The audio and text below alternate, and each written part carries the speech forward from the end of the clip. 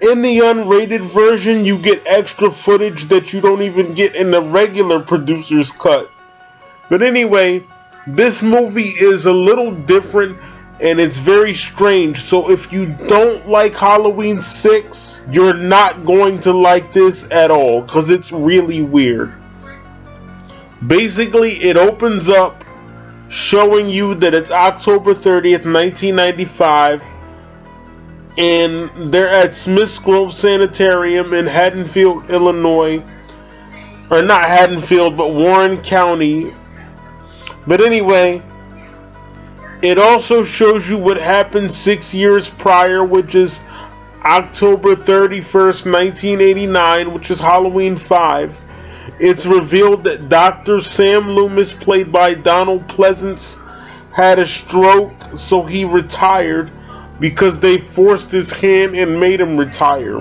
When young Jamie Lloyd, played by Danielle Harris, from the archive footage, she went in the police station and saw all the dead cops, and when she saw that Michael Myers escaped, and when she saw that he escaped, she tried to go back outside, and when she went back outside, the man in black kidnapped her, and he kidnapped Michael Myers, and he put Michael Myers in the back of the van.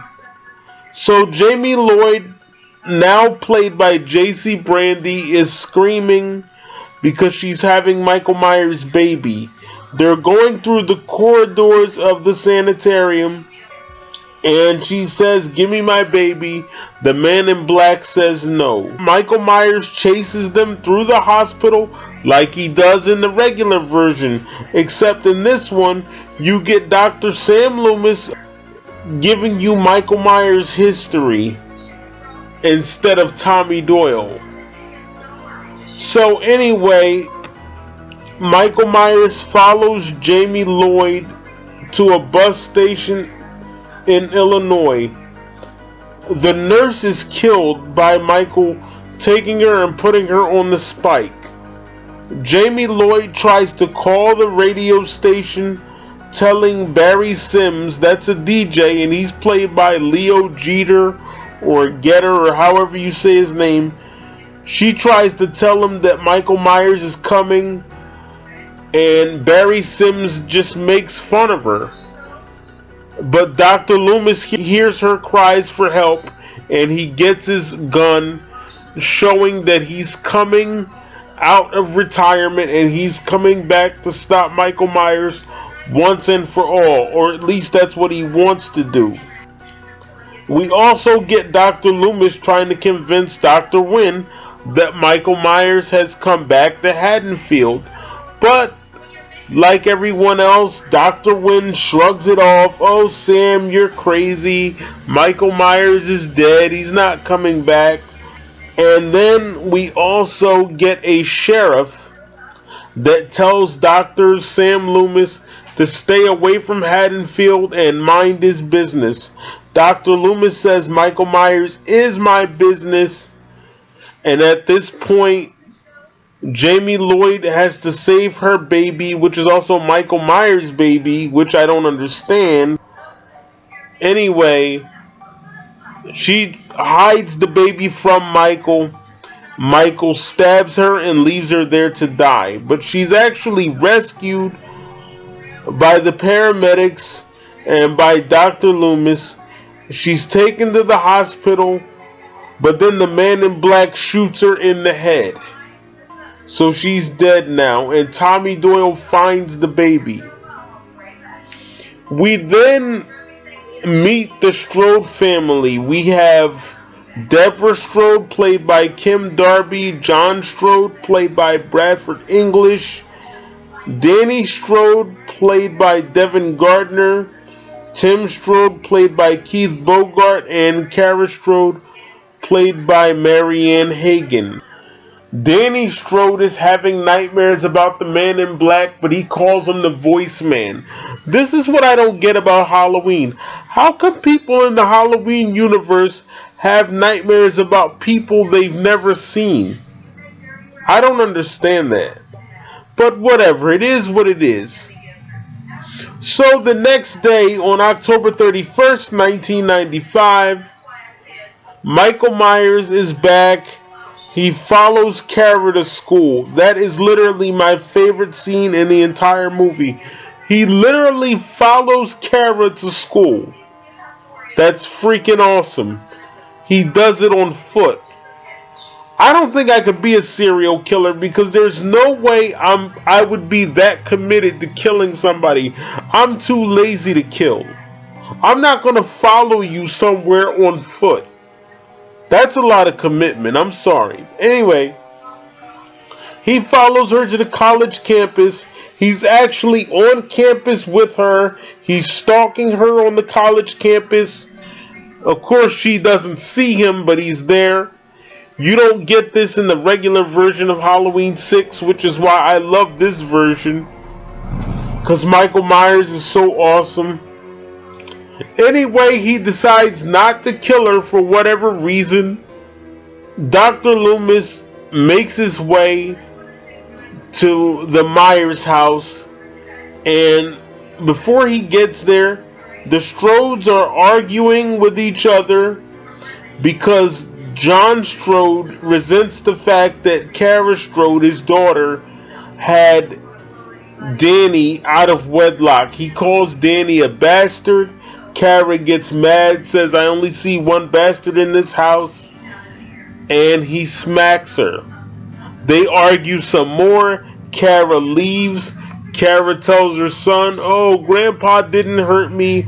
We'll go trick-or-treating tonight." Another thing I like about the Halloween series is they don't make the characters stupid. Tommy Doyle, played by Paul Rudd, knew that Michael Myers was coming, so you know what he did? He got Danny off the streets of Haddonfield so Danny wouldn't possibly be killed by Michael. I thought that was brilliant, because in a lot of these horror movies they make the characters stupid. But not in the Halloween series. I like that. After they argue with each other, the Strodes I'm talking about, they all go their separate ways. Deborah stays home and does her wifely duties, does the laundry. The Cult of Thorn is stalking Deborah, but before they even get there, Dr. Sam Loomis comes there, warns her about Michael Myers. We find out that the reason why they could never sell the Myers house is because John's brother actually knew about the murder of Judith Myers, which took place in October of 1963. That's why they never sold the Myers house. So they ended up moving into the house that they couldn't sell. To make a long story short, after Dr. Loomis talks about Michael Myers, he tells Deborah Strode she's got to leave. Deborah believes it, but John doesn't believe it. So Deborah wants to leave. John doesn't want to leave. Michael Myers comes to his old house, the Myers house, kills Deborah by smashing her in the face with an axe. After he kills her, he takes her body, hides it in the attic or in the ceiling or whatever that's supposed to be. After he does this, Kara comes home, yells out for her mom, Mom, where are you? She gets no answer. This is the scene I want to talk about. This scene used to bother me as a kid because I used to think to myself, what if I came home and I yelled out for my mom but she wasn't there and some killer took her body and put it somewhere like Michael Myers took Mrs. Strode's body and put it in the attic or whatever. So she can't get a hold of her mom.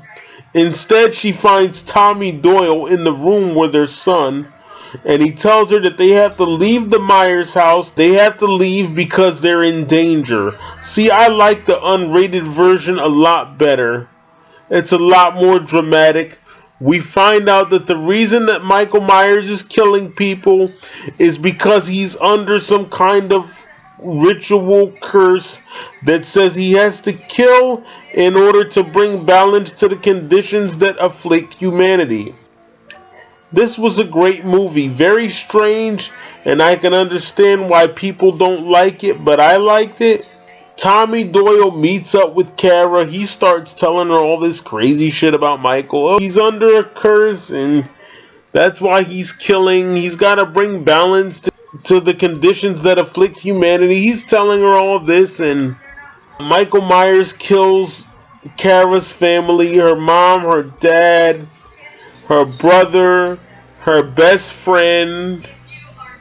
Kills Barry Sims because Barry Sims got in the wrong van. He got in the van that was from Warren County Sanitarium. And Michael Myers basically killed him because he called him a pussy, which is not the best way to get on Michael Myers' good side. You don't get on Michael Myers' good side by referring to him as a vagina. That's not nice. You don't do that. So that's basically, that's why he ended up dead. But you could make the argument that he was going to end up dead anyway. Moving on with the story, Michael Myers takes his body, puts it in a tree as a Halloween decoration. There's blood dripping off of it. The little girl's like, it's raining in red. Like I said, Beth, Kara's best friend, gets killed. But in this version, when Beth and Tim go into the Myers house, the same way he followed Kara on foot, he follows them on foot to the Myers house. Because as soon as they walk into the Myers house, he walks in, which is why I like this version. It made Michael very creepy. We find out that the only way to stop Michael is to cancel out his evil with some runes of light. So Tommy Doyle gathers up all these magic rocks. Michael chases Tommy Doyle and Kara and her son through the sanitarium. So, after this, somehow Michael Myers' costume gets on Dr. Wynn, and Dr. Wynn is the new Michael Myers, and Michael Myers is the new Man in Black. And you could easily tie this into H2O, because you could easily say that after this point, Michael Myers went to California to find Laurie. For those of you that like to tie all the sequels together, I'm one of those people that like to do that. I didn't like the whole thing with Michael being stopped by magical rocks, but it is what it is. I like this version of Halloween 6. It's very strange, but I have a love for it. It is a guilty pleasure of mine. Ladies and gentlemen, it is Halloween 6, the unrated version. You can watch it on a website called Vudu, but you're going to have to pay for it. I only have it because a friend of mine has it on his account, and he obviously let me watch it. Shout out to him. He's the best. He's the coolest. Thank you for sharing this with me. I wasn't even going to watch this movie. Something told me to give it a watch. I like the unrated version because I like how it shows Michael Myers following Kara onto the college campus. That's really creepy. So that fits him perfectly. Ladies and gentlemen, Halloween, The Curse of Michael Myers. I love this movie. My mom doesn't like it, and that is because she has absolutely poor taste in horror movies. Halloween, The Curse of Michael Myers, ladies and gentlemen. Thank you very much. I'm the Michael Myers fanatic. I approve this message. That title just rolls off of my tongue so beautifully. It tastes like sugar. So let me say it one more time. Halloween, The Curse of Michael Myers. Thank you very much.